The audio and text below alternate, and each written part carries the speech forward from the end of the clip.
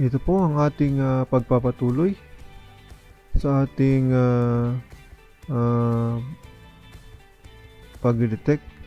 Okay, so dinetect po natin yung ating area na narima po natin at gagamitan po natin ng aux manual detector para ma-detect yung deposito, decoy ba siya, or true gold ba siya, or ano ba yung layout ng burial. So, naka-shop ba siya or naka-tunnel. So, yan po yung ating aalamin at gagamitin po natin yung ating ah, ah, sariling gawa po. Okay, na aux manual detector. So, wala pong katulad po yan at sa atin lang po yan. So, yan po ay aking ginawa po at inassemble po. Okay, so yan ay ating dinidetect na po ang ating area at malaman po natin ang result yan mamaya. So, panoorin lang po natin ang ating ginawa dyan. Shout out po lahat sa mga nanonood. Maraming salamat po sa panonood po sa ating mga vlog. At nawa po pagpalain po tayo lahat ng Diyos na siya pong lumikha ng lahat. Okay, so siya po sa kanya po lahat ang papuri. At hilingin po natin na ibigay po sa atin yung mga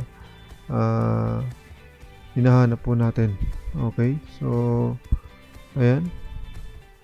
At lagi tayo magpapasalamat kasi binigay niya ang Panginoong Hesukristo, ang kanyang anak, para lang po mamatay sa krus, malibing at muling mabuhay, para lang po bayaran ang ating kasalanan. So, ayan, kunting acknowledgement lang po sa ating tagapagligtas na si Hesukristo. At nawa po ay maniwala po tayo doon na siya lang po talaga yung nagbayad ng ating kasalanan para matubos po tayo dun sa kaparusahan po sa impyerno. Okay po, so patuloy po nating panoorin yan at yan lang po ang ating proseso para i-detect yung area na to. So, bine-verify po natin ang ating na-detect at yan po, panoorin po natin at magbibigay po tayo ng conclusion maya-maya lang po.